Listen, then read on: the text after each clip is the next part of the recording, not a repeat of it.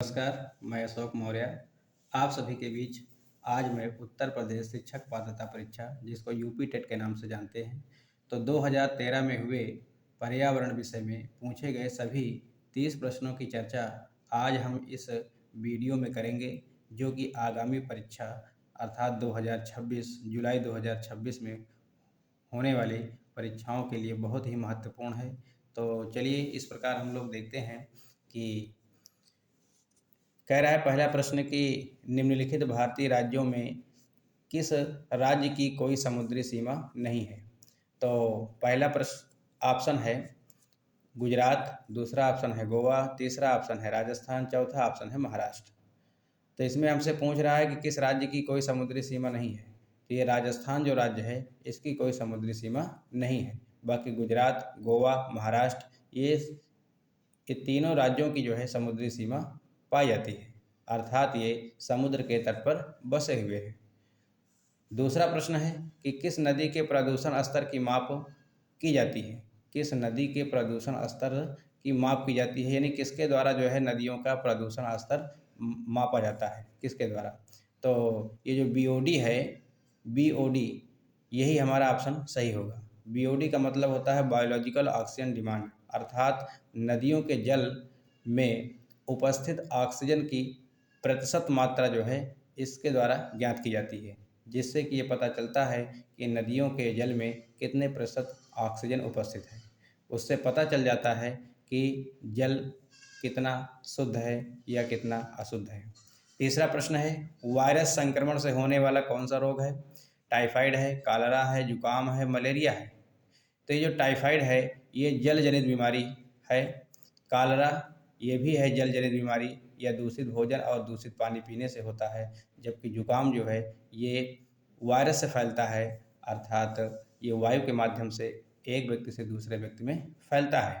तो हमारा ऑप्शन जो है ये सी वाला सही होगा। जबकि डी वाला ऑप्शन में मलेरिया है, तो मलेरिया जो है ये प्रोटोजोआ जनित बीमारी है, अर्थात मच्छरों के द्वारा ये फैलता है। तो इस प्रकार हमारा सी वाला ऑप्शन सही होगा। अगला प्रश्न है 4 नंबर, कह रहा है कि भारत में कृषि को प्रभावित करने वाला मौसम का सबसे महत्वपूर्ण तत्व कौन सा है। तो तापमान है कि आर्द्रता है कि पवन है कि वृष्टि है। तो ये वृष्टि वाला ऑप्शन सही होगा। वृष्टि का मतलब वर्षा है, क्योंकि जो भारत देश की कृषि है वो मानसून पर निर्भर करती है, अर्थात बारिश पर पूर्णतः जो है निर्भर रहती है। अगला प्रश्न है कि वायुमंडल की सबसे ठंडी परत कौन सी है। तापमंडल है कि मध्यमंडल है कि क्षोभ मंडल है कि आयन मंडल है। तो ये जो मध्यमंडल है ये सबसे ठंडा मंडल होता है। अगला प्रश्न है 6 नंबर, कह रहा है निम्नलिखित में कौन सी एक ग्रीन हाउस गैस है। तो सल्फर डाइऑक्साइड पहला ऑप्शन है, दूसरा ऑप्शन है ऑक्सीजन, तीसरा ऑप्शन है आर्गन और चौथा ऑप्शन है मेथेन। तो ये जो मेथेन वाला ऑप्शन है ये ग्रीन हाउस गैस में आती है, अर्थात मेथेन जो है एक ग्रीन हाउस गैस मानी जाती है।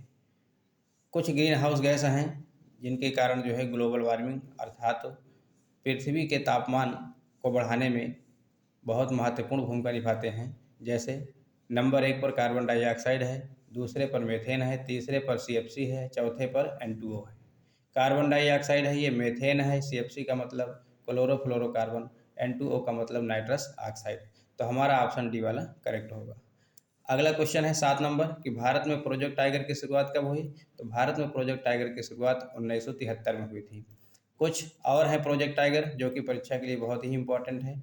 नंबर 1 शेर प्रोजेक्ट 1972 में, टाइगर प्रोजेक्ट 1973 में, घड़ियाल प्रोजेक्ट 1975 में और रेड पांडा हिमतेंदुआ प्रोजेक्ट 1987 में तथा हाथी प्रोजेक्ट 1992 में जो है शुरू किया गया था। तथा प्रोजेक्ट टाइगर की शुरुआत जो है ये उत्तराखंड के जिम कॉर्बेट नेशनल पार्क से 1973 में किया गया था। अगला प्रश्न है 8, कह रहा है कि पृथ्वी पर उस काल्पनिक रेखा को क्या कहते हैं जो 180 अंश मेरिडियन यामोत्तर पर खींची गई है। तो ये ए वाला ऑप्शन जो है सही होगा, अंतर्राष्ट्रीय तिथि रेखा। इसको आपको याद कर लेना है। अंतर्राष्ट्रीय तिथि रेखा जो है ये 180 अंश मेरिडियन यामोत्तर पर खींची गई है। क्वेश्चन नंबर 9 है, कह रहा है निम्नलिखित में किस राज्य में गल्फ ऑफ मन्नार मैरीन राष्ट्रीय पार्क स्थित है।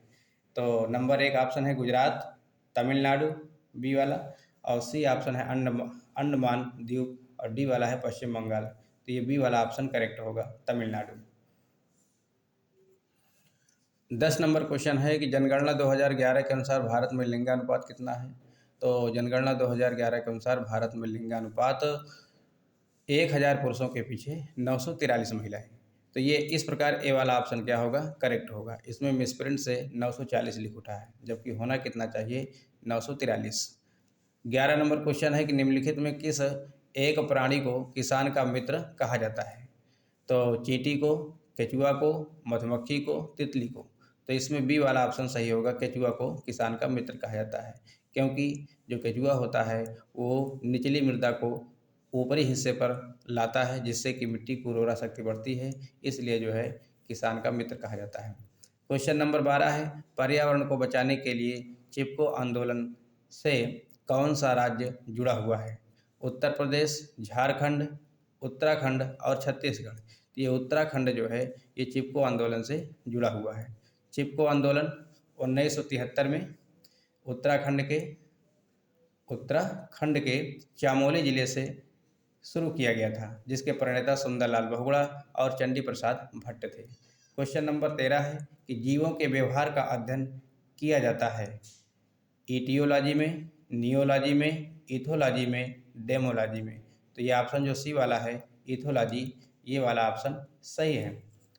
अगला क्वेश्चन है 14 नंबर, कह रहा है कि समुद्री शैवाल किसका महत्वपूर्ण स्रोत है। क्लोरीन का है कि ब्रोमीन का है कि आयोडीन का है कि लोहा का है। तो ये ऑप्शन जो आयोडीन वाला है ये वाला सही होगा, यानी सी ऑप्शन हमारा सही होगा। समुद्र में जो है कुछ शैवाल पाए जाते हैं जिसका नाम है लैमिनेरिया तथा सिवार, जो कि आयोडीन के लिए बहुत ही महत्वपूर्ण स्रोत होते हैं। अगला क्वेश्चन है 15 नंबर क्वेश्चन है,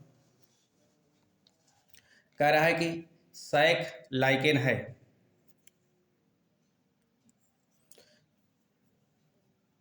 सैक लाइकेन है, तो जो लाइकेन है कह रहा है वो परजीवी है कि रासायन स्वपोषी है कि अपघटक है कि सहजीवी है।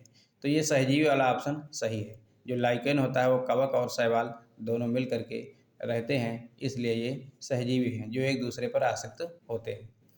क्वेश्चन नंबर 16 है, कह रहा है कि सीएनजी का ईंधन के रूप में किसका इस्तेमाल है या किसका इस्तेमाल होता है।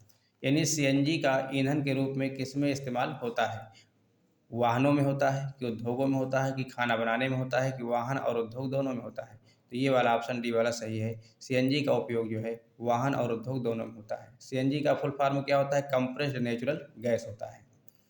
अगला है क्वेश्चन 17 नंबर, कह रहा है कि पर्यावरण जागरूकता का किसके द्वारा सृजन किया जा सकता है। व्याख्यान द्वारा, क्षेत्रीय भ्रमण द्वारा कि समूह वार्तालाप द्वारा कि अध्ययन द्वारा। तो ये बी वाला ऑप्शन सही होगा, क्षेत्रीय भ्रमण द्वारा।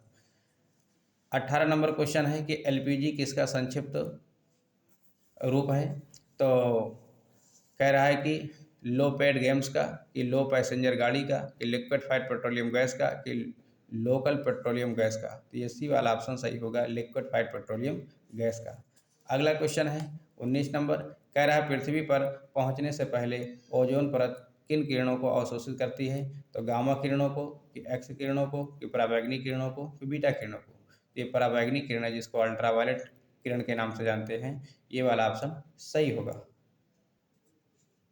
फिर अगला क्वेश्चन 20 है, कह रहा है चमगादड़ स्तनधारी है क्योंकि वह उड़ता है कि रात्रिचर है कि शाकाहारी है कि बच्चे को जन्म देता है।